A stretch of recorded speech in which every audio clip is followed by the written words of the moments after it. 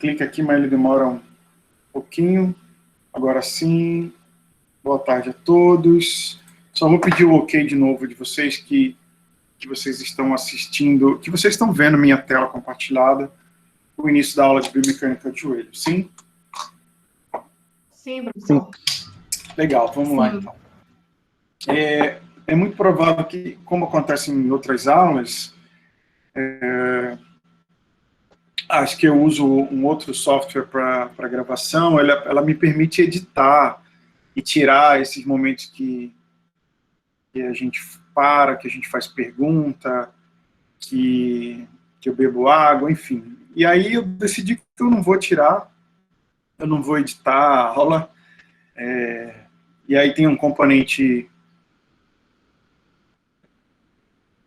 né, a aula, na sala de aula, faz tempo que a gente não vai lá, ela é assim, você para, você conversa, você tira dúvida, e se tiver uma outra falha aqui, uma interrupção, a gente mantém, como acontece também dentro da sala de aula, e até porque também esse editar, né, uma aula gravada dá muito trabalho, não é algo muito relativamente fácil, né, e eu acho que perde também, fica mais rica a aula quando ela tem a participação de vocês, mesmo essas gravadas, a pergunta de vocês, isso é bom, então eu vou manter, tá, do jeito que está aí. Vamos falar então sobre a articulação do joelho. Ela é uma articulação extremamente importante, como as outras que a gente já falou também.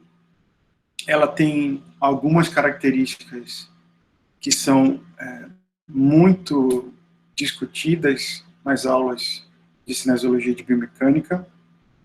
A articulação do joelho tem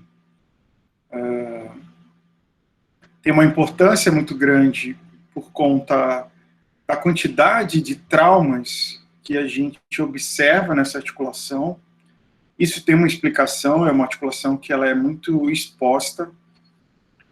Se você comparar, por exemplo, com o quadril, que a gente discutiu na semana passada, ela tem pouco ventre muscular, pouca massa muscular, ou nenhuma massa muscular, recobrindo a articulação do joelho. Ela é muito exposta, né? Você tem muitos tendões passando no joelho, chegando e saindo da articulação do joelho, mas o ventre muscular ali você não tem. Então você tem basicamente pele, alguns tendões chegando e saindo ali, e isso torna a articulação bastante exposta. E, ao mesmo tempo, e agora falando especificamente do ponto de vista do movimento, que é o foco da nossa aula aqui, o joelho é uma articulação que está entre dois ossos muito longos. Isso faz com que você tenha muita força, né, vetorial agindo nessa articulação. Então, anatomicamente a gente lembra, o joelho é a articulação do contato entre o fêmur na sua porção distal e a tíbia na sua porção proximal.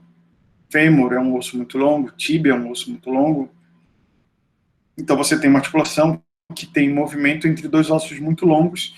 Isso faz com que eu tenha muitas forças envolvidas próxima nessa articulação, tá? O joelho tem um grau de articulação muito conhecido, que é o maior grau de liberdade, o grau de movimento, né, que é a flexão e extensão, que a gente vê aqui na foto, na imagem clássica lá do livro do Capandi. E, semelhante ao que a gente discutiu na aula passada, os graus de liberdade e a amplitude de movimento, melhor dizendo, da flexão e extensão do joelho, elas vão variar de acordo com a posição da articulação do quadril.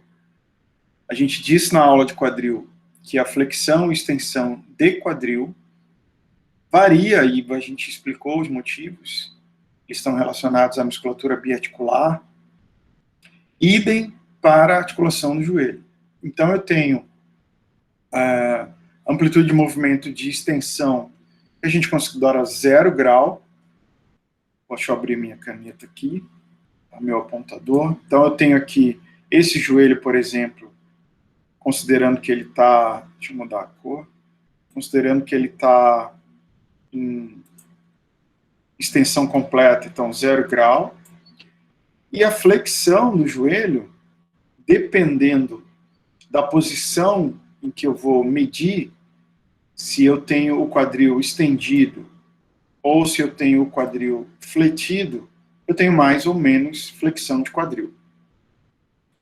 Isso está relacionado àquele braço do quadríceps, aquela cabeça do quadríceps que a gente comentou na aula de quadril, que é o reto femoral, né, um músculo biarticular, que lá em cima, ele é biarticular porque cruza, tem uma função nas duas articulações, biarticular, ele tem uma função como um flexor, aqui em cima ele é um flexor de quadril, e ele também age, né, como um extensor do joelho. Então, se eu tenho meu quadril fletido, eu tô nesse momento sem tensionamento no reto femoral. A gente já falou disso lá para o quadril. Agora eu estou falando a mesma coisa, mas o foco aqui é para o joelho, para o movimento do joelho. Então eu tenho esse músculo aqui que eu desenhei em vermelho, sem tensionamento no quadril, portanto mais livre, e ele permite um maior grau de flexão do joelho. Por exemplo, 135, 140 graus.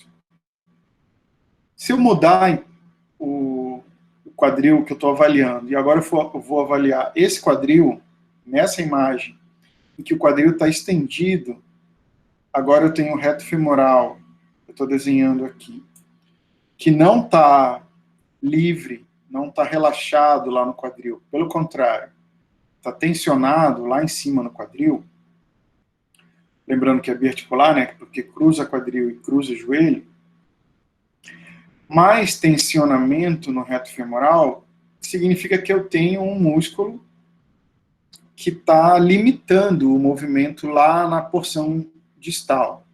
O mesmo músculo tensionado aqui e tensionado lá embaixo faz com que eu tenha menor amplitude de movimento do joelho. Então a gente vai aprender que a flexão do joelho, ela tem aqueles graus de liberdade que a gente vê lá no livro. Quanto que é? Olha, ele faz 0 grau de extensão e ele faz 130, 135, 140 de flexão. É isso, é aquele padrão avaliando com o indivíduo sentado ou deitado. Mas a gente também precisa aprofundar essa discussão, porque a gente vai ver movimentos humanos, como a imagem do meio, que tem uma pessoa agachada, em que a flexão de joelho é muito grande. Aquela famosa posição que ele está de cócoras. Você tem 150, 160 graus de flexão de joelho. Claro que ali tem outros aspectos envolvidos. Quando você está agachado ali de cócoras, você tem, primeiro, uma grande flexão de quadril, e segundo, você tem o peso corporal, né, facilitando ou potencializando a flexão do joelho. Então, como é que vai ficar isso? A gente vai ter flexão e extensão, que lá no livro de goniometria vai dizer que ele faz de 0 de extensão até 140, mas dependendo da posição do quadril e também da coluna lombar, ele pode fazer 150, 160 graus de flexão de joelho. Tá? Deu para entender até aí a função ou a interferência da musculatura biarticular para movimento de quadril e joelho. Tá? Eu vou voltar aqui, o que a gente disse na aula de quadril, eu disse que o quadril tem mais ou menos extensão dependendo da posição do joelho. Então, voltando, o meu quadril pode ter 10 ou 20 graus de extensão, dá para ver a extensão do quadril aqui, ó. né, levar para lá seria a extensão, se o meu joelho está fletido ou estendido. Porque aí eu tenho meu reto femoral relaxado. O que eu estou dizendo agora é que esse mesmo reto femoral, se agora ele tiver relaxado lá em cima, ou tensionado lá em cima no quadril, interfere na amplitude de movimento do joelho. Então há uma íntima relação de comprimento e tensão, mais tensionamento dos músculos biarticulares. Eu tenho menos amplitude de movimento em uma das duas articulações. Mais livre, né, ou menos tensionamento dos músculos biarticulares. Isso é super importante, porque a gente vê isso todo momento durante a prescrição de exercícios com os pacientes. Provavelmente maior a amplitude de movimento. E lembra também do que eu disse do quadril, a posição que a gente considera mais frouxo o ajuste, ou que eu tenho maior mobilidade, é quando eu estou em flexão do quadril, do ponto de vista ligamentar, inclusive. Esse é o grau de liberdade maior, mais visível que a gente tem do joelho. O joelho não faz adução e abdução como o quadril. Ele não tem isso. Né? Você não faz adução e abdução. Esse movimento não tem. Você até pode avaliar passivamente um paciente sentado, deitado, e produzir um valgo, um varo no joelho. A gente vê isso aumentado quando há, por exemplo, lesões ligamentares importantes. Isso a gente percebe. Mas esse movimento ativo, controlado pelo indivíduo, ele não existe. Esse movimento que a gente está vendo na tela, de rotação medial e rotação lateral, ele existe de forma combinada. Então, se você sentar o paciente, como a gente está vendo na imagem, e aí você pedir para ele fazer um pouquinho de flexão de joelho, ele tem desculpa, se você pedir para ele fazer um pouquinho de extensão de joelho, ele faz uma discreta rotação lateral. E se você pedir para ele realizar uma flexão, ele faz uma discreta rotação medial, é muito pequeno. Se eu, avaliador, sentar na frente de alguém que está na posição sentada, como vocês estão vendo aí, eu fixar o fêmur aqui em cima, colocar minha mão lá embaixo do calcanhar, aí eu percebo que há uma amplitude maior da tíbia girando em relação ao fêmur.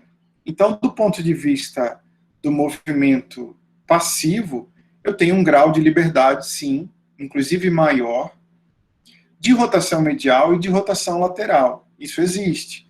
Tanto é verdade que eu faço um pouquinho de movimento para adaptar quando eu tenho a pisada no solo. Quando eu ultrapasso o limite desses movimentos, esse é um mecanismo muito comum, por exemplo, de lesão meniscal. Então, professor, eu tenho rotação medial e lateral, eu tenho um grau de rotação medial e lateral do joelho, muito pequeno do ponto de vista ativo, principalmente quando eu estou em cadeia fechada, e eu tenho um pouco mais de amplitude perceptível, de 30 graus, 35 graus para cada lado, a imagem mostra 40 ali, mas não chega a tanto, algumas pessoas até atingem isso, lembrando que esse número é uma média, né? Quando você fizer isso passivamente, né, que tudo dê certo, a gente no próximo semestre em cinesioterapia faça isso no laboratório, testando com os colegas, aí você percebe que há, sim, um movimento desses 30, 35 graus de rotação medial da tíbia em relação ao fêmur e rotação lateral da tíbia em relação ao fêmur. Tá? Então, existe esse grau de liberdade de rotações, principalmente passivo, para o joelho. Quando a gente observa aqui a anatomia, a estrutura da articulação, a gente vê que eu tenho dois ossos longos se encontrando, e em formatos que se encaixam, então tem os epicôndilos, né, medial e lateral do fêmur, que se encaixam aqui na tíbia, né? Eu tenho a eminência intercondilar da tíbia que se encaixa na tróclea, ou no sulco intercondilar aqui. Então, eu tenho duas superfícies convexas, né, se articulando com duas superfícies relativamente côncavas da tíbia. Então, eu tenho um encaixe convexo em cima, deslizando em cima de uma estrutura côncava ou levemente côncava. Essa é a articulação que a gente conhece como articulação fêmuro-tibial.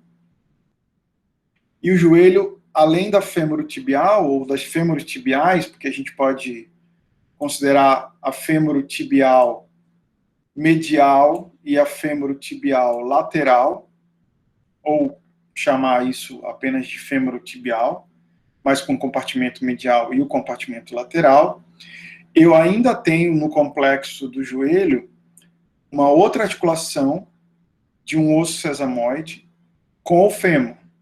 Esse osso sesamoide é a patela, que a gente conhece, ele é um sesamoide, é o maior sesamoide que a gente tem no corpo humano, fixo em cima pelo tendão quadricipital e o ligamento patelar inferiormente.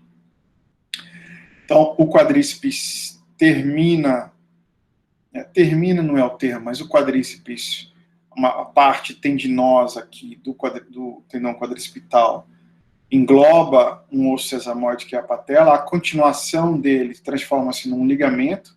Por definição, o ligamento é o que conecta um osso a outro osso. Então, é ligamento patelar e não tendão.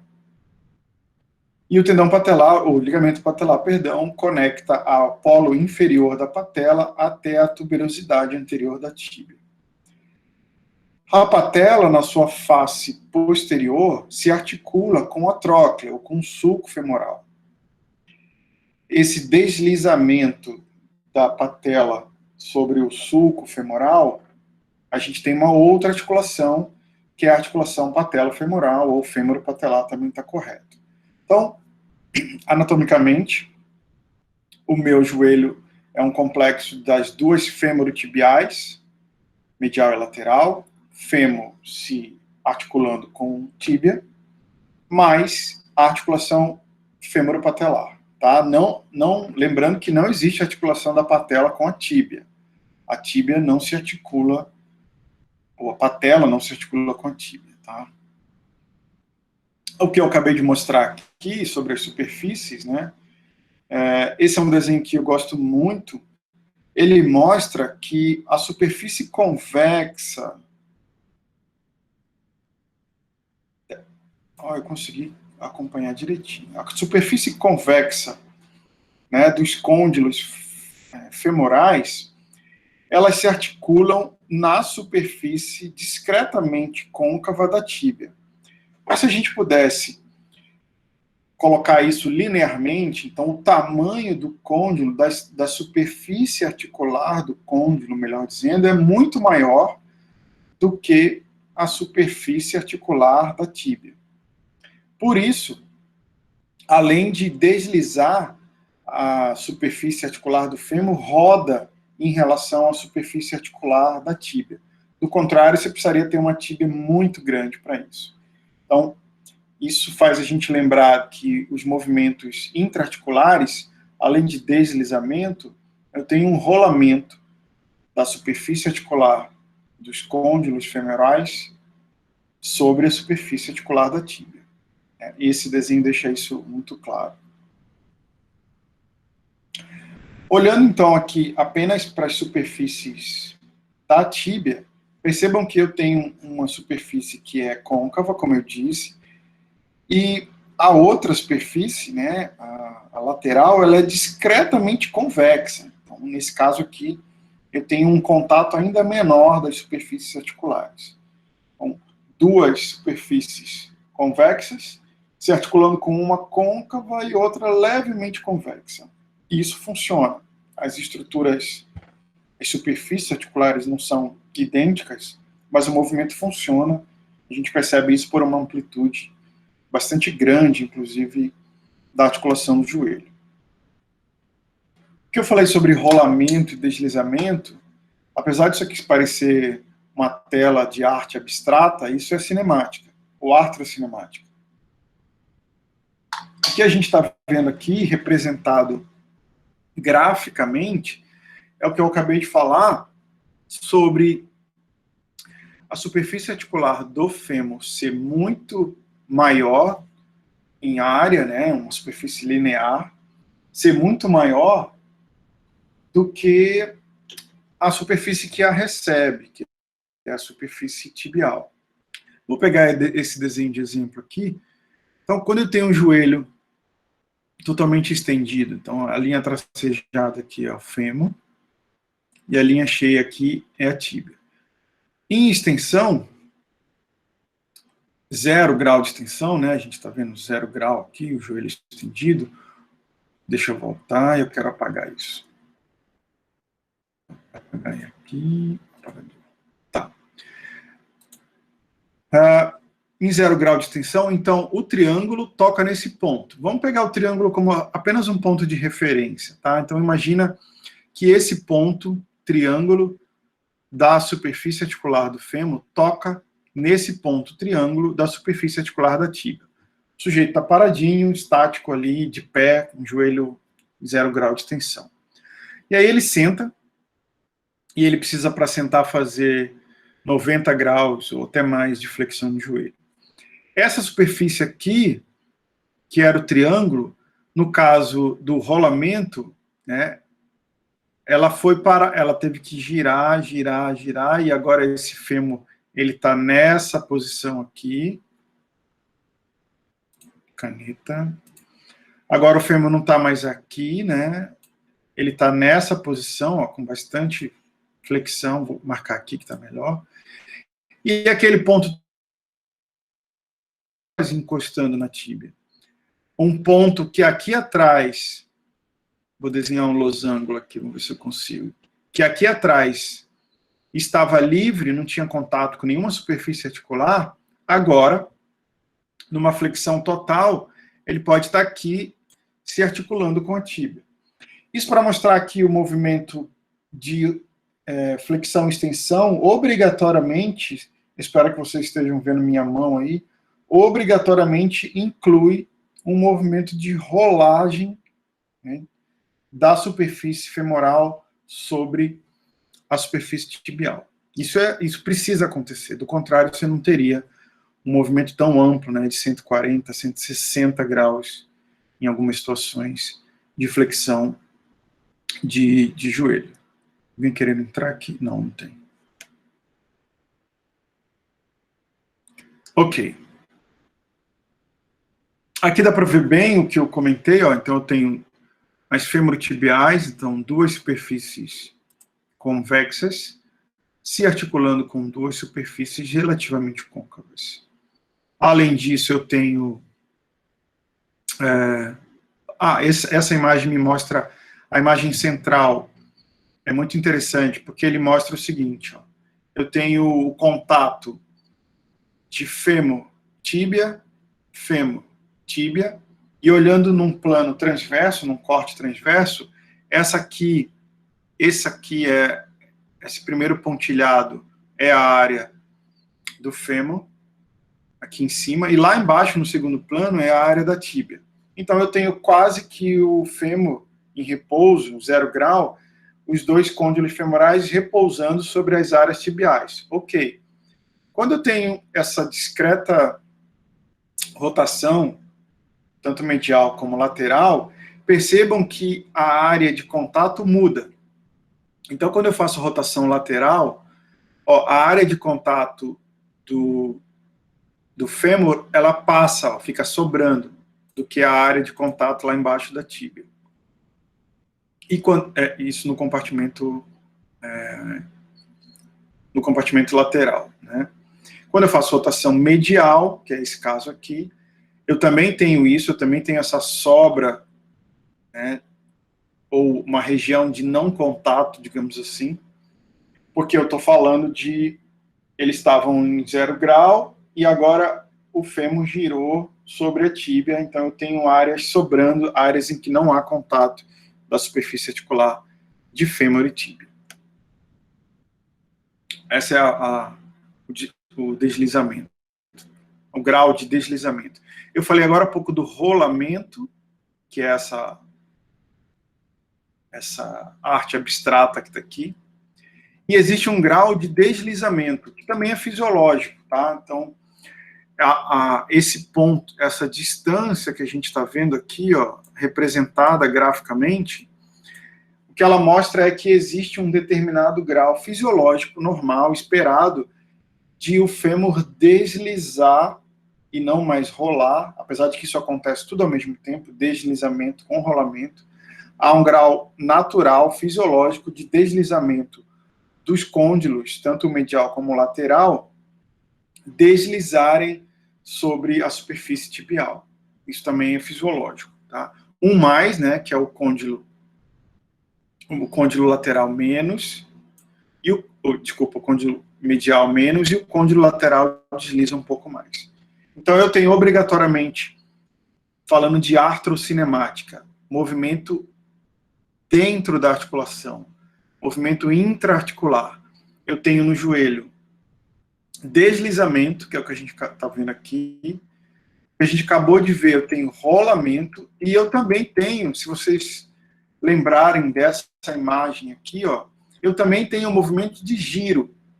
A gente vai discutir isso muito bem quando falar de mobilização articular lá em cinesioterapia, que os movimentos da artrocinemática, ou os movimentos intraarticulares, são rolamento, deslizamento, os principais, e giro.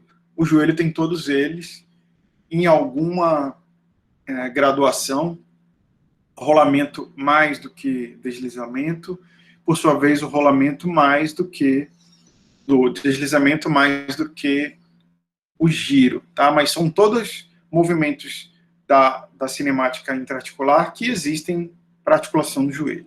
A gente viu que também tem no quadril um grau de rolamento, deslizamento que não tem lá. Bom, por que o alinhamento entre fêmur e tíbia tem algumas variações? O que a gente considera importante quando vai avaliar, quando vai considerar se está acontecendo uma distribuição de carga adequada, isso é importante para algumas lesões de membro inferior. Aqui a gente não vai falar de lesão por enquanto, vamos falar de um indivíduo saudável. Mas se a gente lembrar da anatomia do quadril, eu falei isso no finalzinho eu tenho a cabeça femoral e existe um ângulo entre o colo e cabeça, e depois o ângulo formado sobre o centro da diáfise. Esse ângulo aqui é o ângulo cérvico-diafisário, e eu disse para vocês que, em média, nos adultos, ele é de 125 graus. Bom, então eu já sei que fisiologicamente, naturalmente, a anatomia me diz isso, que o fêmur é alinhado para dentro, né? Em direção à linha média. Então, se eu continuasse, esse fêmur fosse gigante, ele vinha, e tem uma hora que ele ia acabar aqui no meio. Não é assim que acontece, né? Deixa eu apagar aqui. Não é assim que acontece. O que você tem é que, apesar desse direcionamento do eixo longitudinal do fêmur para medial, e isso está relacionado à anatomia e o ângulo cérvico-diafisário, a anatomia do quadril e da pelve. No caso das mulheres, esse ângulo é até mais fechado,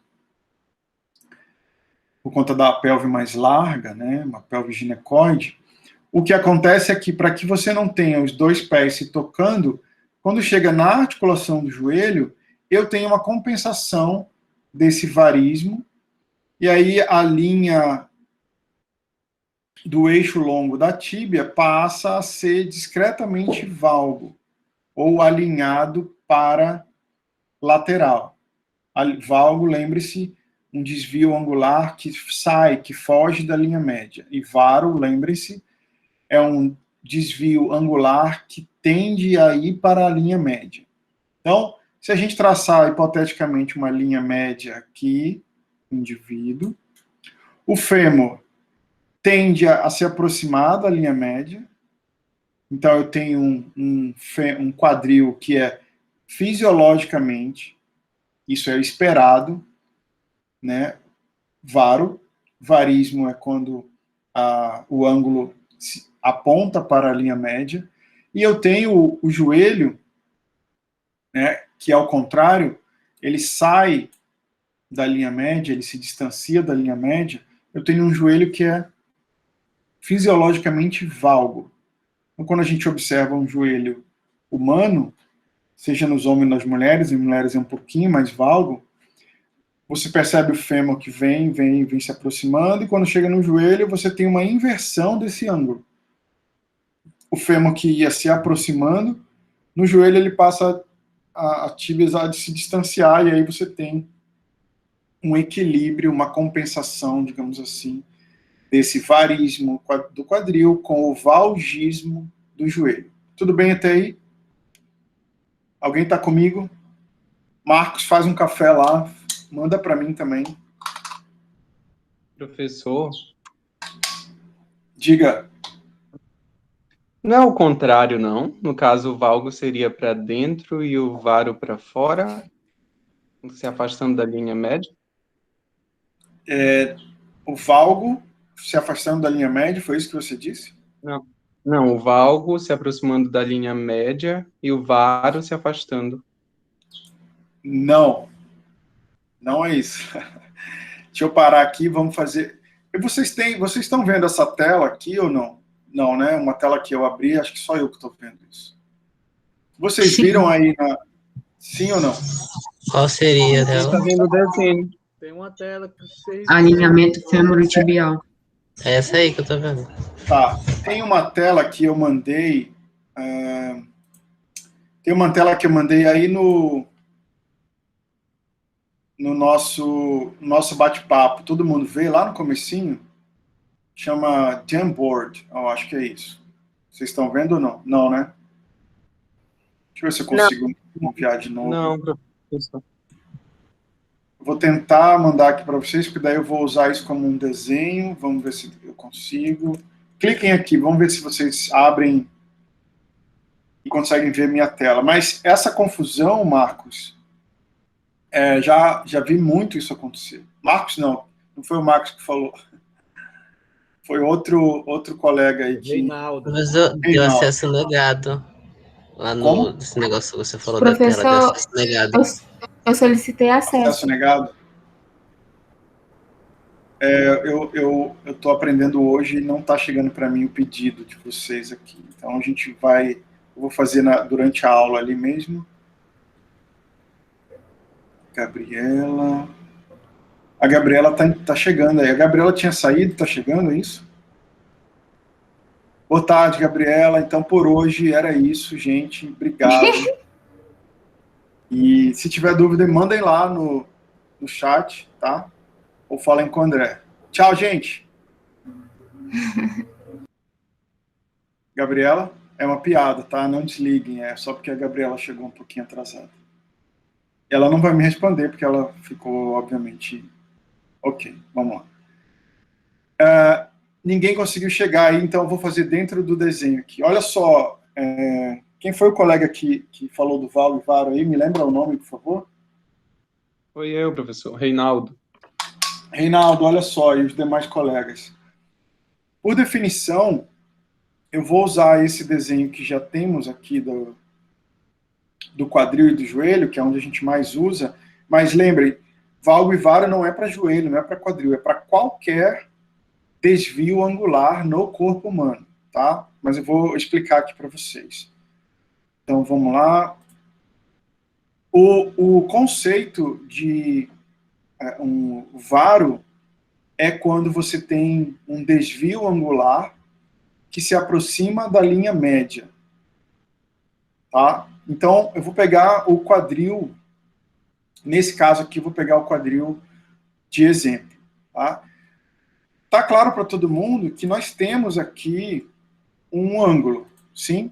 tá claro que nós temos um ângulo aqui, formado entre a pelve que está aqui, perdão, entre a cabeça e colo do fêmur que está aqui, a gente cruzar essa linha aqui, né, ela vai embora.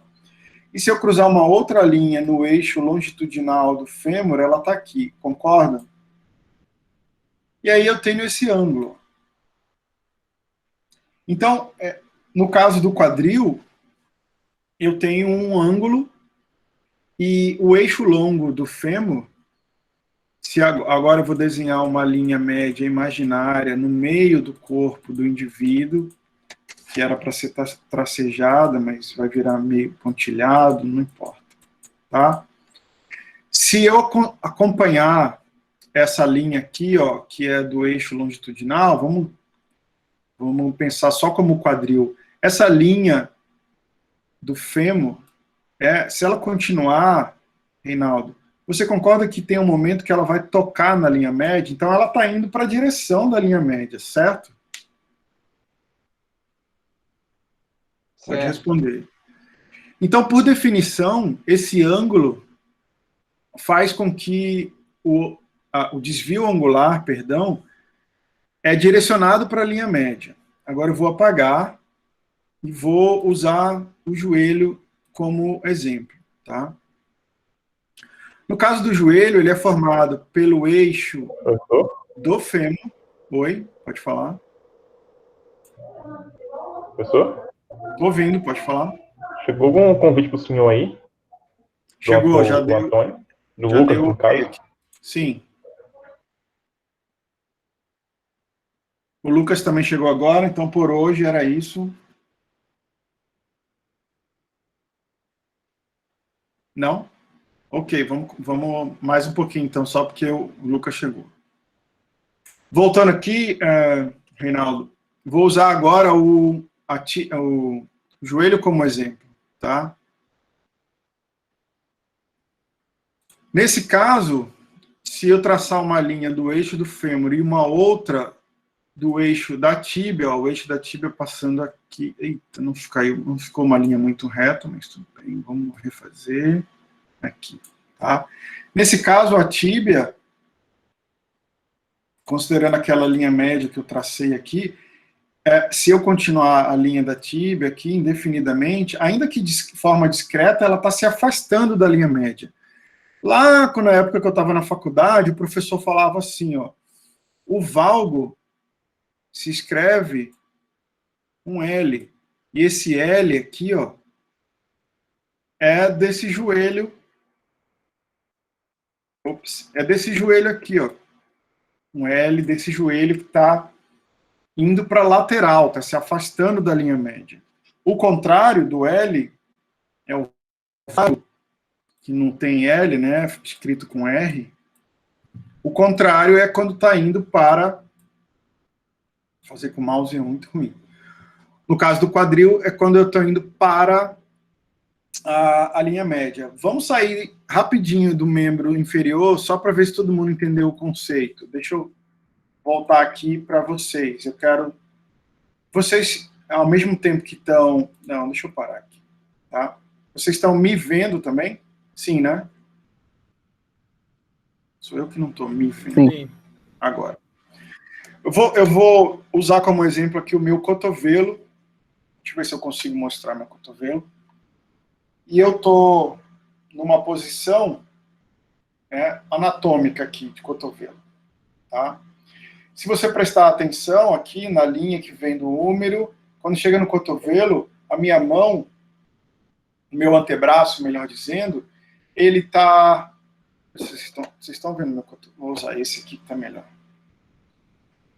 Tá? Posição anatômica, eu acho que dá para ver. Vocês diriam que quando chega lá no cotovelo, o meu antebraço, ele está vindo para a linha média ou se afastando da linha média? Afastando.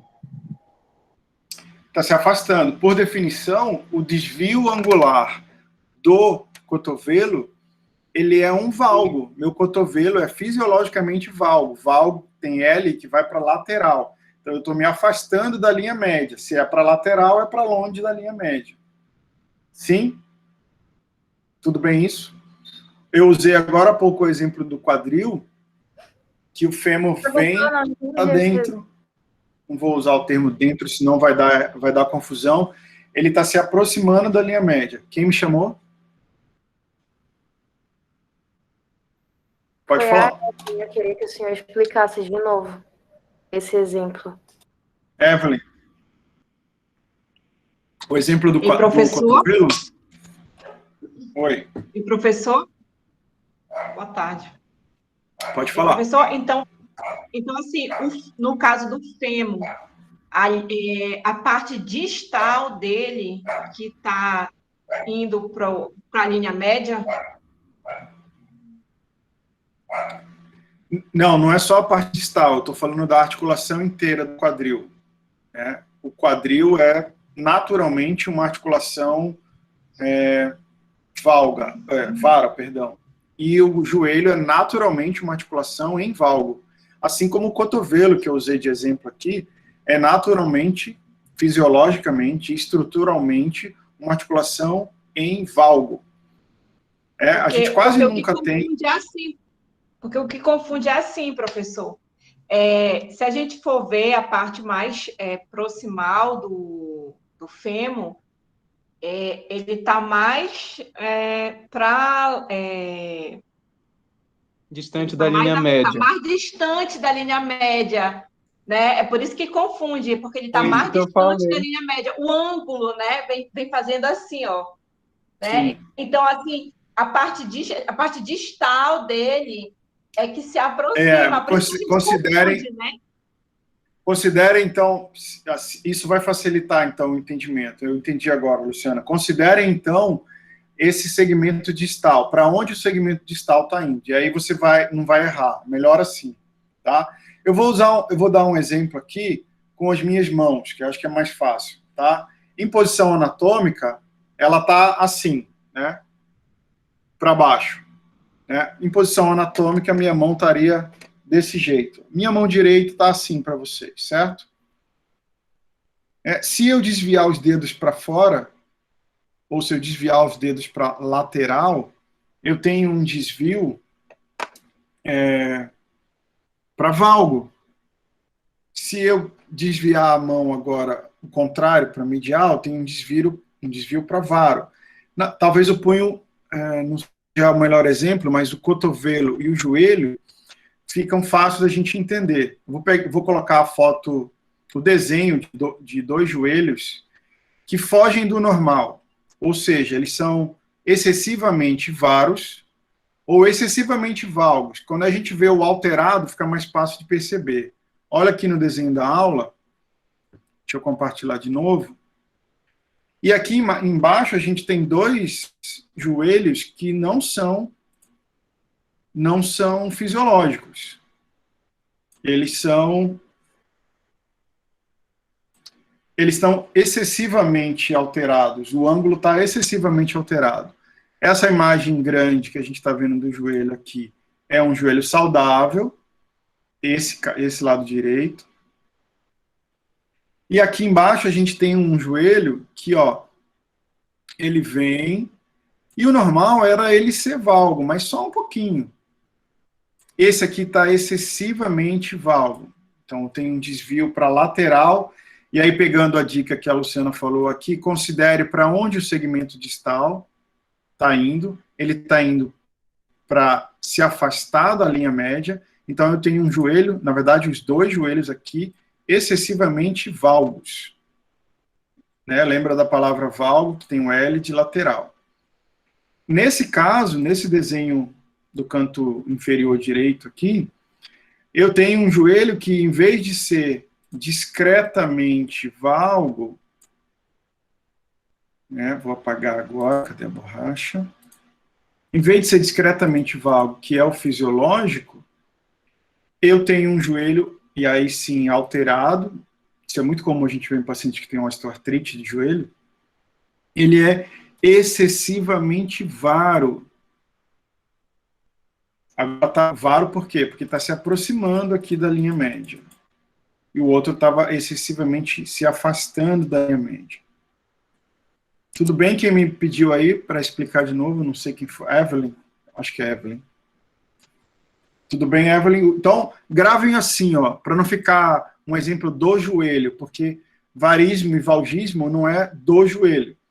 Vamos gravar assim. O desvio angular que você está observando, o segmento distal está indo para se afastando da linha média ou se aproximando da linha média. Se for assim, eu posso entender isso para o ombro, para o cotovelo, para o punho, para um dedo, para o quadril, para o joelho.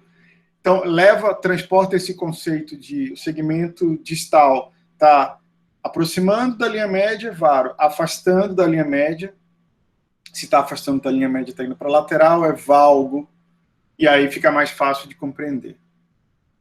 Tudo bem assim? Pegaram aí? Sim? Ok. Richard, você apareceu aí. E professor, quando Diga. a criança tem o pezinho para dentro, que a gente fala que ela pisa assim mais para dentro, é influência do joelho? Ou não? É já lá no tornozelo mesmo? Aí tem várias situações, né? Você pode ter influência desde lá de cima do quadril, que, por sua vez, essa torção no fêmur provoca uma mudança no posicionamento do joelho, que, por sua vez, provoca uma adaptação e o pé precisa se adaptar para ele caminhar. Mas você também pode ter algo que não tenha nenhuma relação direta com o quadril. Existem algumas deformidades congênitas, como o pé torto congênito, o metatarso aduzido, que a criança nasce. O pé torto congênito, por exemplo, é um pé equino, cavo, varo e aduzido. E a deformidade ela é exclusiva do pezinho. Não tem alteração de quadril e joelho. Então, as duas situações podem acontecer. Pode ser por alteração top-down, que a gente chama, né? Vem de cima para baixo. E pode ser uma alteração exclusiva do pé. Pode ser também que eu tenha uma criança que nasce com uma deformidade no pezinho e a deformidade do pé promova alterações no joelho que promovem alterações no quadril. Aí a cascata de modificações é down-up, que chama, né? De baixo para cima.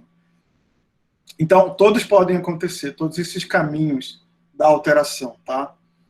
Aí vai depender do diagnóstico, certo? Evelyn, tudo bem? Da varo e valgo. É um ponto que, em geral, dá uma confusãozinha aí. Professor, obrigada. Ok, vamos continuar aqui.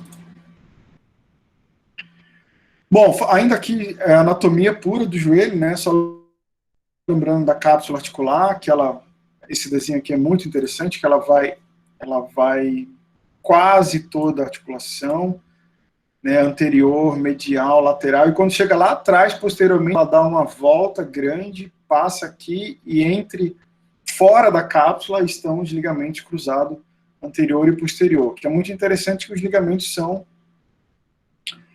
extracapsulares, né? Isso é algo que está relacionado à anatomia, mas vai fazer diferença porque a gente vai falar aqui, porque a gente vai falar da função mecânica, tanto desses caras que estão na tela, que são os meniscos, como dos ligamentos no joelho. Ligamento não é uma novidade, a gente já falou muito deles, eles têm uma função primordial de garantir estabilidade estática para as articulações, e os músculos garantir estabilidade dinâmica. Mas nem toda articulação tem essa estrutura aqui que a gente está vendo na tela. A temporomandibular tem, o joelho tem, alguma outra articulação, que daqui a pouco eu falo para vocês, tem meniscos. A ATM, por exemplo, também tem menisco. Essa você não encontra no quadril, você não encontra no ombro, no cotovelo. Estruturas que são fibrocartilaginosas, que têm esse formato de C e que aumentam o contato entre, o que a gente viu agora há pouco, entre as superfícies convexas do côndilo femoral e as superfícies discretamente côncavas da superfície tibial. Como o convexo, né, não é um contato muito a área de contato não é muito grande, os meniscos estão ali na periferia, e é exatamente aqui no centro, né, que tem maior contato ósseo, e os meniscos são mais altos na periferia, e não há menisco no centro, isso aqui é a cartilagem articular. Esses discos, essa meia-lua de discos, ele não é um disco inteiro porque não é fechado, estão presentes no côndilo, na superfície tibial medial, no platô medial e no platô lateral da tíbia. Eles estão ancorados, fixados na tíbia.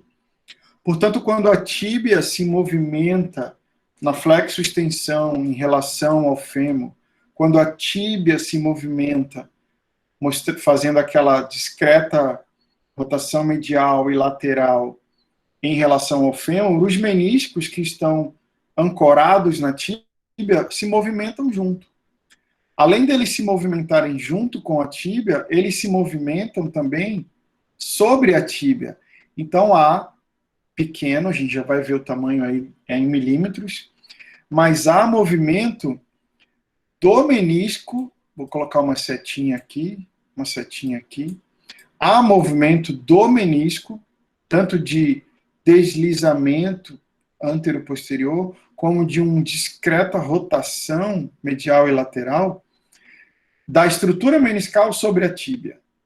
Então, de novo, os meniscos eles se movimentam junto com a tíbia. Quando ela faz flexão, extensão, que ela vai lá na frente e volta. Como há movimento do menisco sobre a tíbia. Então, separadamente dele, claro, muito menor, do menisco sobre a tíbia. Então, eles têm um papel mecânico super importante, que eles melhoram a coaptação, esse encaixe entre fêmur e tíbia. Eles melhoram a vascularização dessa região, eles melhoram a propriocepção articular do joelho. Eles têm um papel muito importante. 30 anos atrás, quando você tinha cirurgia de joelho, meu pai fez uma cirurgia desse tipo, por exemplo, falou, menisco, não serve para nada, vai operar, tira fora e acabou. Essas pessoas têm artrose no joelho hoje em dia. Entendia-se pouco sobre o papel dos meniscos há 35, 40 anos atrás. Hoje a gente sabe que ele é super importante. Então, vai precisar operar, o menisco rompeu uma parte dele aqui, tira só a parte rompida.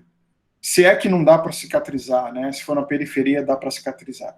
Mas quanto mais preservado a estrutura meniscal, mais preservada a função articular do joelho. Então, ele faz muita falta.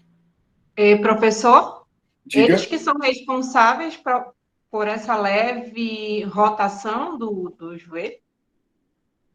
Não, vamos separar as coisas. O senhor falou que ele se movimenta assim, né? Sim. Aí eu... Mas veja, ele é uma estrutura fibrocartilaginosa que está presa, fixada na tíbia. Ele não tem, diferente de músculos, ele não tem a capacidade de contrair e gerar movimento.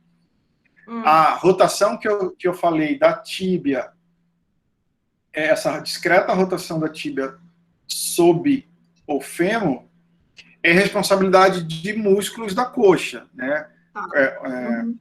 Os isquiotibiais ali, quando faz flexão, promove essa discreta rotação da tíbia aqui embaixo dele. O que eu disse é o seguinte, aqui na superfície, no platô da tíbia, eu tenho o menisco medial e o menisco lateral. Quando ela se move, eles vão juntos. Óbvio, eles estão presos na tíbia. E além disso, eles aqui dentro têm um discreto movimento, e aí um movimento de artrocinemática, não são músculos que produzem isso, tá? Um discreto movimento de adaptação passivo ali, de acordo com o movimento do fêmur também. Já vou mostrar isso. Tá? Não é um movimento grandão, é coisa de milímetros, e eles vão junto com a tíbia. Tá?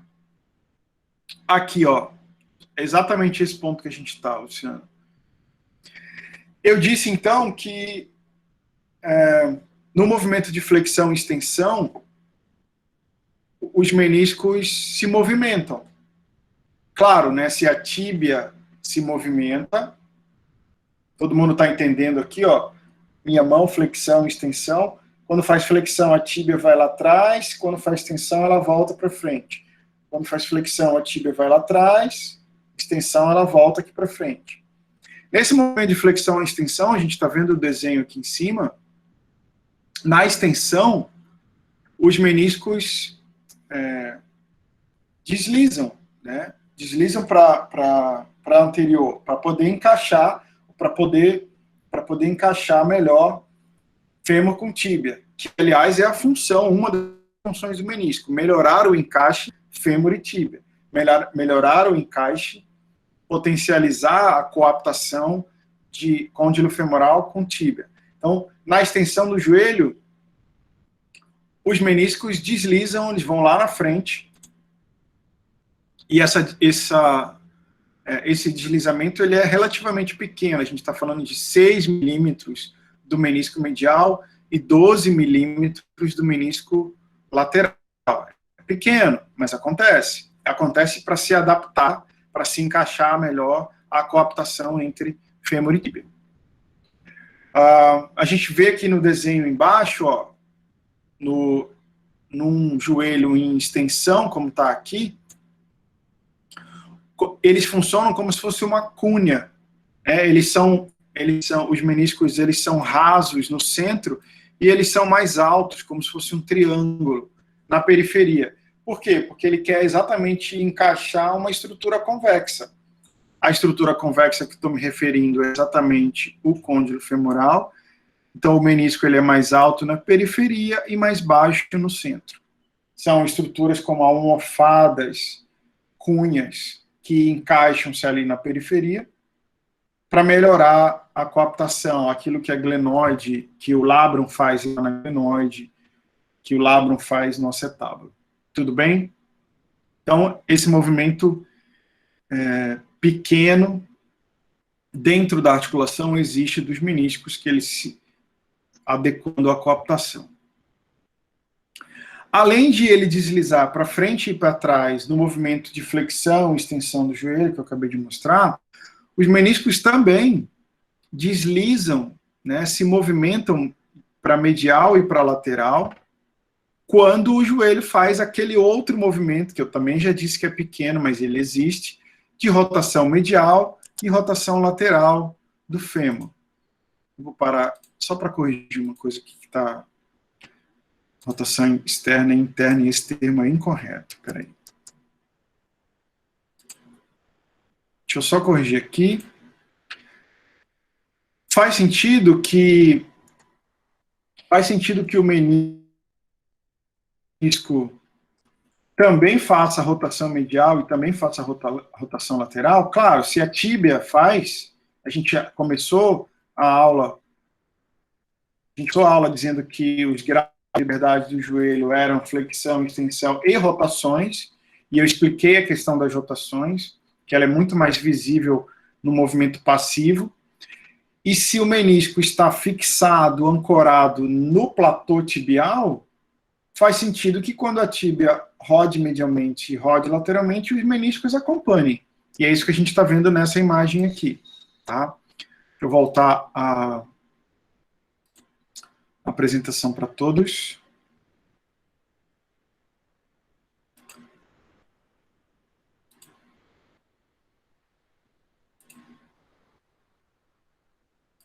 Voltamos. Me confirmem, por favor, que vocês estão vendo minha tela. Ou não? Não. Não. Agora sim. Agora sim. Legal. Então, olha como uma coisa está conectada à outra. Eu disse lá, alguns minutos atrás, que além da flexão e extensão do joelho, eu tenho aqueles graus de rotação medial e lateral da tíbia sobre o fêmur. Se a tíbia, que é uma estrutura que recebe os meniscos, onde os meniscos estão conectados, ancorados, naturalmente esses meniscos também têm um determinado grau de movimento, existe essa folga para o movimento acontecer ali dentro, para se adaptar à a movimentação de rotação do joelho. No caso da rotação de lateral, é muito pequeno também, ó, 2 milímetros, mas existe. E no caso da rotação medial, 4, 3 milímetros, mas existe. Tá? Rotação medial e lateral. Todo mundo compreende o movimento de rotação. Essa imagem aqui mostra bem, né, do que eu estou falando, a rotação para lateral e para medial. Tá? É um giro nesse eixo axial. Tá? Em relação à articulação femoropatelar ou articulação patelo-femoral, a gente já explicou que trata-se da articulação entre a superfície posterior da patela, ou a superfície retropatelar. Cadê a cor da caneta? Vamos pôr vermelho. Então, a superfície retropatelar se articulando com a tróclea do fêmur, ou sulco femoral. Esse deslizamento, né, no caso da flexão, a patela desce, e no caso da extensão do joelho, a patela sobe e desce na flexão de joelho. Ela tem algumas forças que a movimentam. Então, a patela não está solta, ela está fixa, presa. Superiormente, ela tem a chegada do tendão quadricipital, e aí, obviamente, que quando você tem a contração do quadríceps e todas suas cabeças ali, que estão conectadas no polo superior da patela, então a contração, vamos pensar aqui comigo, ó, tá aqui o grupo muscular quadríceps, quando esse músculo contrai, ele tensiona o tendão quadricipital, o que ele faz? Ele eleva a patela. Extensão de joelho, minha patela está subindo. Quando eu tenho o contrário, a contração de flexores de joelho, no meu desenho mal feito, eles estão aqui atrás. Lembra que eles saem lá de cima do isquio e terminam aqui, ó, na tíbia, e aí eles ganham esse nome super original de isquiotibiais, que sai do isquio e vai para a tíbia. Quando esses caras aqui contraem, e eles levam a tíbia para posterior, e a tíbia, olha que interessante, é o ponto de fixação do ligamento patelar, que por sua vez é preso no polo inferior da patela.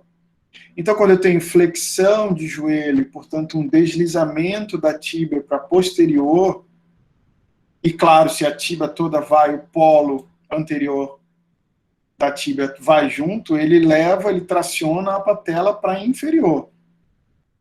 Tudo isso para dizer o quê? Que quando eu faço flexão do joelho, a minha patela desce, e quando eu faço extensão do joelho, a patela sobe. Tudo bem até aí?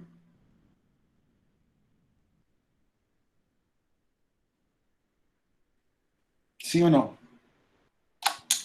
Sim. A articulação femoropatelar, aqui eu vou usar o conhecimento prévio que a gente já tem, lá dos vetores, né? E aí vou usar e abusar um pouquinho aqui do conhecimento de vocês de vetores. Então, olha que interessante. A imagem que a gente está vendo à esquerda, o joelho está mais estendido ou menos estendido? Ou, como quiser, ele está menos fletido ou mais fletido? Essa é a imagem aqui. A imagem eu vou chamar de A. E essa eu vou chamar de B. A imagem A, eu tenho mais extensão de joelho. Tudo bem?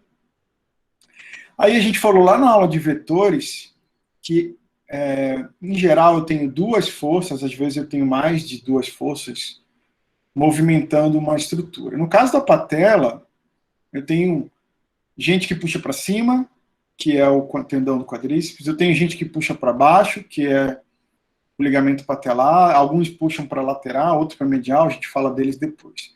Mas especificamente na flexão e extensão do joelho, eu tenho o quadríceps, que é preso no polo superior da patela, e quando ele contrai, ele eleva a patela. Então eu tenho uma força representada por essa seta aqui, ó. Essa seta tem direção, e ela tem uma força que eleva a patela. Ao mesmo tempo, eu também tenho uma força do ligamento patelar, que sai do polo inferior da patela e está preso na tuberosidade anterior, que puxa, ou que segura a patela, puxando ela para inferior. Quando os dois contraem ao mesmo tempo, eu tenho uma resultante. Tá? Então, é mais ou menos assim, tem alguém me puxando numa diagonal um braço meu, outra pessoa puxando em outra diagonal meu outro braço. Né? Quando ambos puxam ao mesmo tempo, a resultante é eu ir para frente. Se vocês estão entendendo o que eu estou falando aqui comigo, olhem para mim, alguém puxando naquela diagonal, outra pessoa puxando em outra diagonal. Quando ambos me puxarem ao mesmo tempo, eu não vou para um lado ou para o outro, eu vou para frente. O que acontece aqui é que quando eu tenho tração do quadríceps, a patela que é presa inferiormente, ela tende a ter como força resultante um maior contato. Olha o que eu vou dizer. Quando eu tenho contração do quadríceps, claro que a gente vai explicar as variações disso, a força resultante da patela é de se aproximar do fêmur. Todo mundo vê minha mão? Quando então eu tenho contração do quadríceps, há uma tendência a patela ficar mais encostada, mais coaptada. Eu ter mais contato entre a superfície posterior da patela com o sulco femoral. Isso em 5, 10 graus de flexão, pequenininha a flexão aqui. Tá? Essa regra não muda para os ângulos de flexão do joelho. Agora, na imagem B, eu tenho bem mais flexão de joelho. Digamos que eu tenho aí uns 50 graus de flexão de joelho.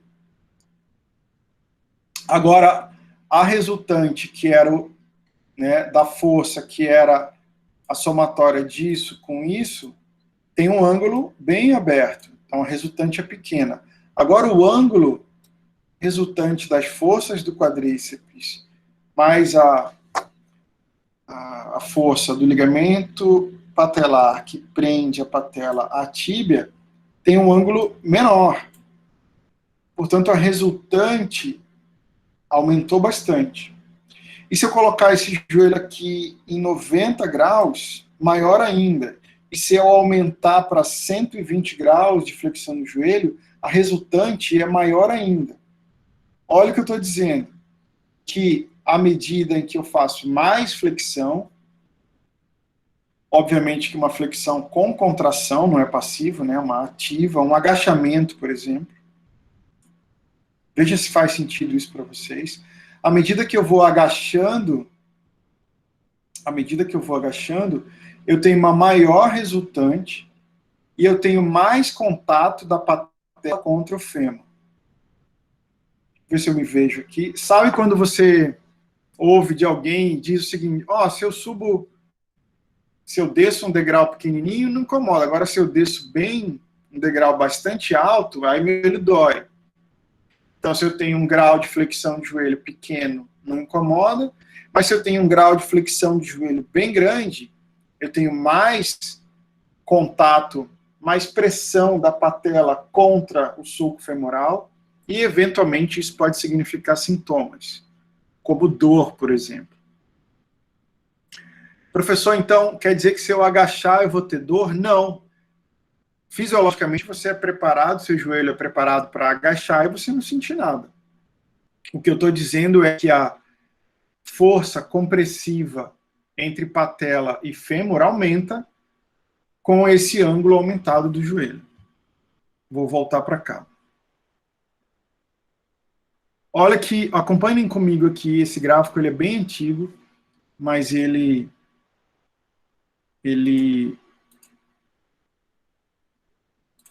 é muito didático. Então, olha só.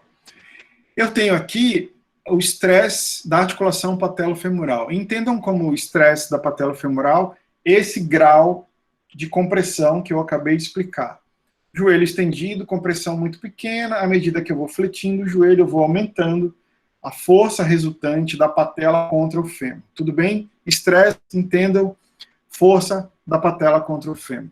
Contato aumentado da patela contra o fêmur. Aí eu estou aqui em 0 grau, no início do gráfico, ó, 0 grau de flexão. Quando eu faço 30 graus de flexão no leg press, eu aumento, né, aqui a pressão, ou o estresse da articulação patelofemoral.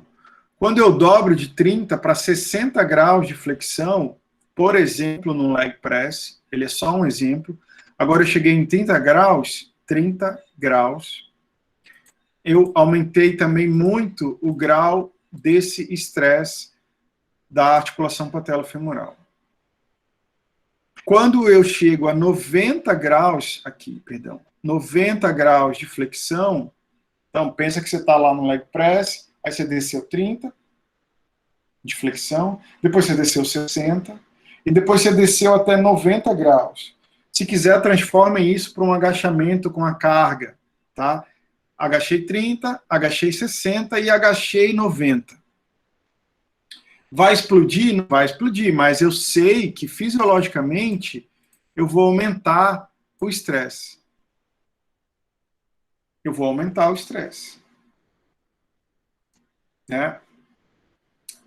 Aqui é isso aqui era para estar rodando, só para mostrar o contato, tá? O contato entre tíbia e fêmur. Eu não achei essa animação, depois eu passo para vocês.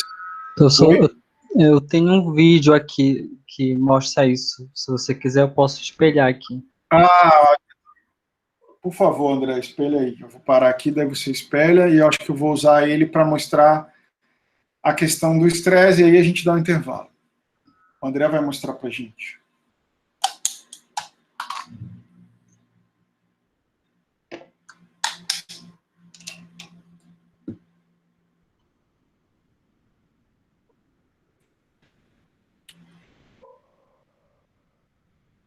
Vocês conseguem ver? 40 pessoas. Tá abrindo agora, André. Tá aparecendo.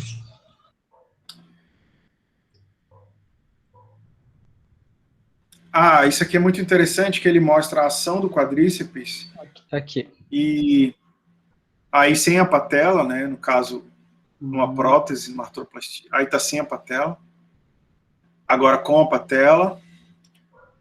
O quadríceps... tá aí. Se der para pausar aí, André. Ele não pausa, né? Aí, pronto. Olha que interessante, ó. As mesmas setas que eu mostrei ali no desenho, vocês não estão vendo a minha seta, mas a seta lá de cima branca, que representa o quadríceps, existe aqui embaixo uma estrutura que representa o ligamento patelar, prendendo o polo inferior da patela à tíbia, e a seta em preto mostra exatamente a direção da força de compressão entre superfície posterior da patela contra o fêmur.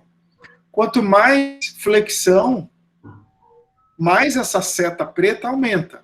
Portanto, mais o estresse, a força compressiva entre patela e fêmur aumenta. Quanto menos flexão, portanto, mais estendido o joelho, o André pode soltar o vídeo aí em algum momento com extensão, menor essa força compressiva. É o que estava ali no gráfico. Para aí, André, por favor. Aí, ó, aí. Olha só, agora eu estou com o joelho no momento em que eu não tenho flexão. Viram como diminuiu o tamanho da setinha preta? A setinha preta está representando exatamente o que o gráfico ele chamava de estresse, o que eu estou chamando de força compressiva da patela contra o fêmur. Professor, isso é um problema? Não, isso não é um problema. Eu estou falando que fisiologicamente, naturalmente, há aumento da força compressiva. Isso foi pensado para acontecer dessa maneira. Mas então, por que eu estou dando tanta ênfase? Porque se eu sei, eu, fisioterapeuta, entendo de biomecânica, eu sei que as forças compressivas vão variar de acordo com os ângulos, eu vou prescrever exercícios para indivíduos que eventualmente tenham dor e algum grau de destruição na articulação, baseado no ângulo, porque o ângulo vai me ou proteger, né, em relação a isso aí. Então, eu não devo agachar? Não. Claro que deve agachar. Então, agachamento aumenta a compressão? Agachamento aumenta a compressão. Isso é natural. Se esse agachamento será responsável por piorar o quadro, eu vou ter que avaliar em alguém lá no futuro, um paciente meu no futuro. A gente só está explicando que, desse ponto de vista, é esperado, é natural que eu encontre mais estresse na femoropatelar, tá? Acho que ficou bem legal com a animação do André. Obrigado, André. Vou mostrar um gráfico que também fala a respeito disso, mostra isso, né? Deixa eu chegar aqui na minha aula de novo. Apresentar. Eu vou terminar nele aqui e a gente dá uma pausa. Confirma que vocês estão vendo um gráfico aí.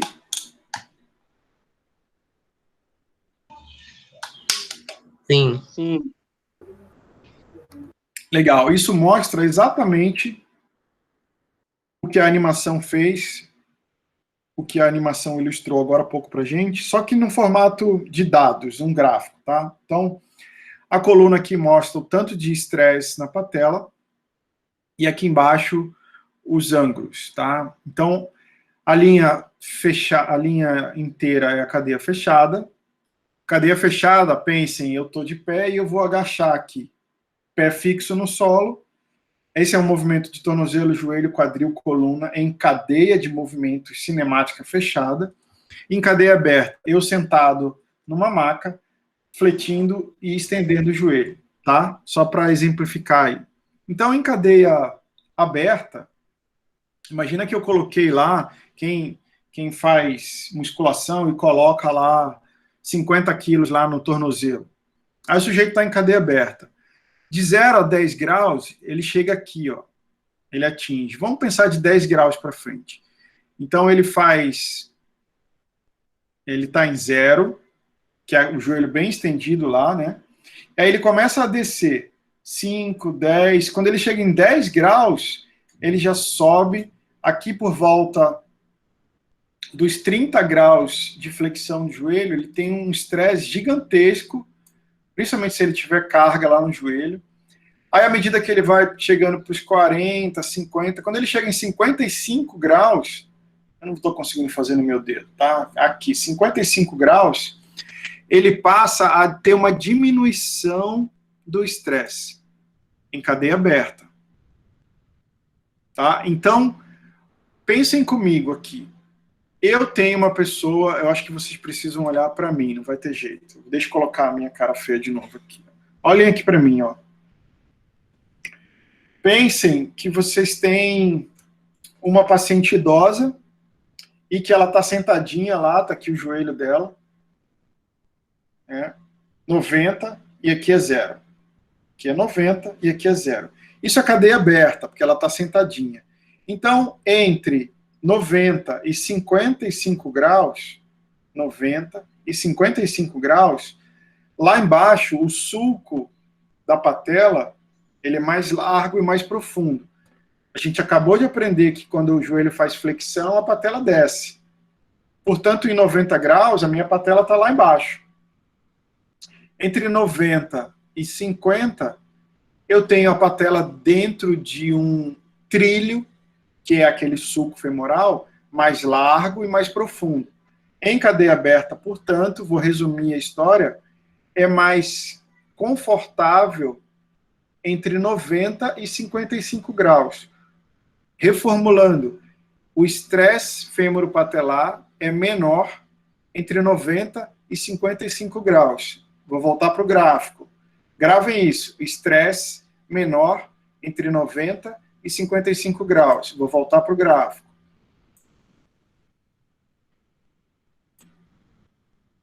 Em cadeia aberta, o estresse é menor entre 90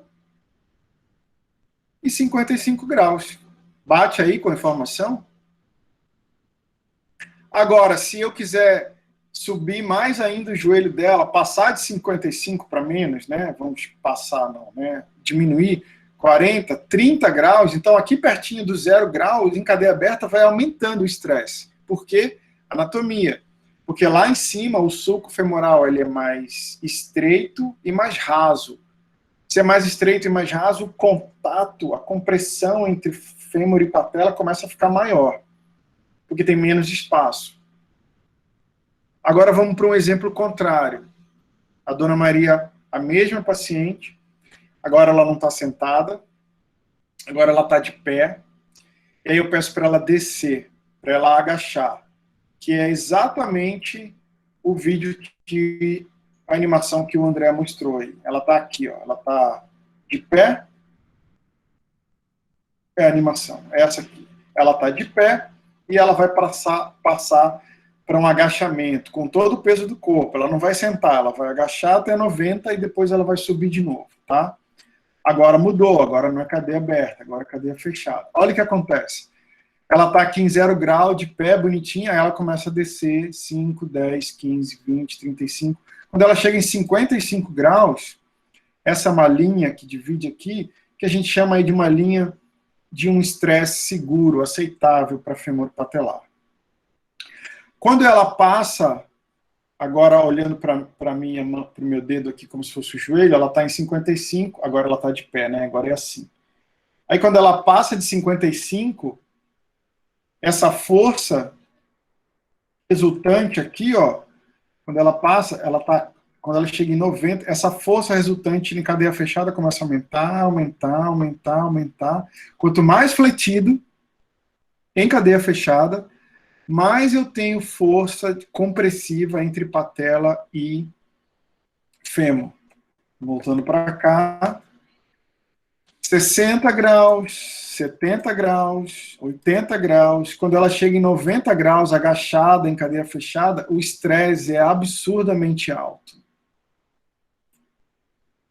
Aí eu pergunto, a chance do meu paciente, agora eu estou falando de um indivíduo não saudável, de um indivíduo que tem uma alteração na cartilagem, ou tem, enfim, uma alteração na patela, no fêmur, a chance de ele ter mais sintomas em cadeia aberta é aqui, ó, entre 10 e 55 graus. Por quê? Porque aqui eu estou acima da linha de segurança. Então eu tenho mais estresse aqui. A chance de meu paciente, o doente, ou seja lá o caso que for, estou falando agora de alguém não saudável, ter mais estresse femoropatelar e, portanto, esse estresse femoropatelar provocar sintomas em cadeia fechada é maior aqui, ó, entre 55 e 90 graus. Então, eu já sei, professor, em cadeia aberta eu trabalho de 90 a 50 e em cadeia fechada eu posso trabalhar de 0 a 50. É isso. Essa é a sacada desse conhecimento que a gente está falando. Se eu sei que 55 graus é um ponto de referência para maior estresse em cadeia fechada e menor estresse em aberta, eu trabalho em fechada de 0 a 50, mini agachamentos, e em cadeia aberta é o contrário, aí é de 55 para frente, até 90. E professor? Faz sentido isso para todo mundo? Oi? Em cadeia fechada, eu fazer esse agachamento, se eu jogo um pouco o meu quadril para trás, diminui mais esse estresse ou não? Diminui. Essa é uma ótima estratégia, Luciana. A gente vai falar disso mais para frente, né? A gente vai falar, e vocês vão falar disso lá em ortopedia, porque daí a gente está falando de... Mas cabe muito bem essa discussão do que você colocou. Isso vai depender, aquele estresse compressivo da patela contra o joelho vai depender também do posicionamento do quadril e coluna. Também se o meu centro de gravidade, se o meu centro de massa está alinhado com o joelho ou está jogando lá para trás. O que a Luciana falou é mais ou menos isso aqui, ó. Deixa eu ficar de lado. eu posso descer, fazer um agachamento com o meu centro de massa todo em cima do joelho, ou eu posso jogar o peso lá para trás e usar muito mais a musculatura de quadril, portanto, tirar essa carga do joelho, e aí eu consigo diminuir o estresse. Essa é uma outra estratégia bem interessante. Estou falando, por enquanto, do básico. Ângulos fazem diferença para o estresse. Aí a Luciana acrescentou outro item. Além do ângulo, músculos utilizados e o ângulo de outras articulações também fazem diferença para o estresse na femoropatelar. Eu posso usar uma estratégia de quadril, jogar, como se eu quisesse sentar, jogar toda essa carga lá para os músculos do quadril, no bumbum, e eu diminuo, eu não consigo aliviar 100%, mas eu diminuo, sim, o estresse da femoropatelar. Por quê? Porque o estresse da femoropatelar é quanto mais eu uso o quadríceps, mais estresse eu tenho. Se agora eu divido o agachamento, vê se faz sentido isso, Luciana. Se agora eu divido a responsabilidade do exercício de agachamento entre músculos quadríceps e glúteo máximo, eu tirei um pouco da carga do quadríceps, porque eu joguei lá para trás para o glúteo máximo. Se eu tirei um pouco da carga do quadríceps e ele é o causador do estresse da femoropatelar, eu diminuo o estresse da femoropatelar, porque eu aumentei lá o trabalho do glúteo máximo. Faz sentido isso para você? Para vocês? Sim, professor. Sim. Sim? Ótimo, legal. Ainda falando da patela, a gente para por aqui. Além do ângulo,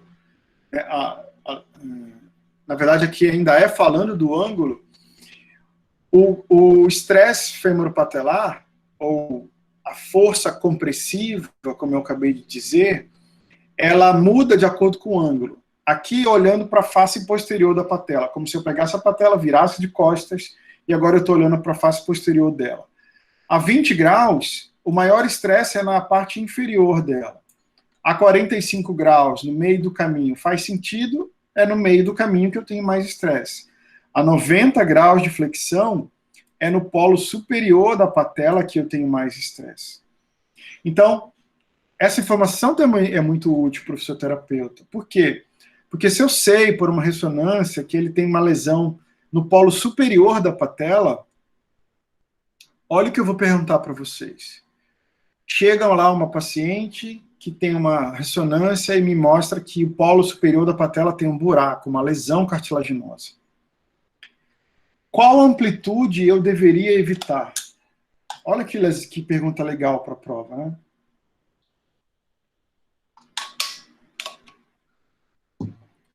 Baseado na informação que está na frente de vocês. Qual amplitude eu deveria evitar? Não fazer? 90 graus. 90 graus. Porque se eu chegar aos 90, eu vou raspar exatamente o ponto onde eu acabei de dizer que ela tem uma lesão da patela contra o fêmur. Então, eu aumento muito a chance desse paciente ter dor, ter um outro sintoma, porque eu estou desconsiderando a informação da lesão e do ângulo. Então, faz muita diferença isso para a gente, tá? Aqui mostrando só a orientação da femoropatelar, como ela vem do quadríceps, mas esse osso está solto, entre aspas, solto, né? Ele articula-se com o fêmur, mas ele é conectado à tíbia. Então, ela está conectada ao quadríceps, a patela, mas ela também está fixa distalmente à tíbia. Esse é o momento que a gente faz uma pausa para dar um intervalinho. Eu paro aqui a gravação e a gente retoma daqui a pouco, tá?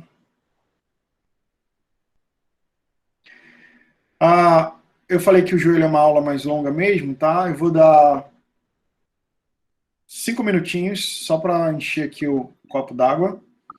A gente já retoma, tá? Eu vou deixar o áudio aberto se quiserem conversar aí entre vocês. Vou fechar minha câmera. Só um minutinho, gente.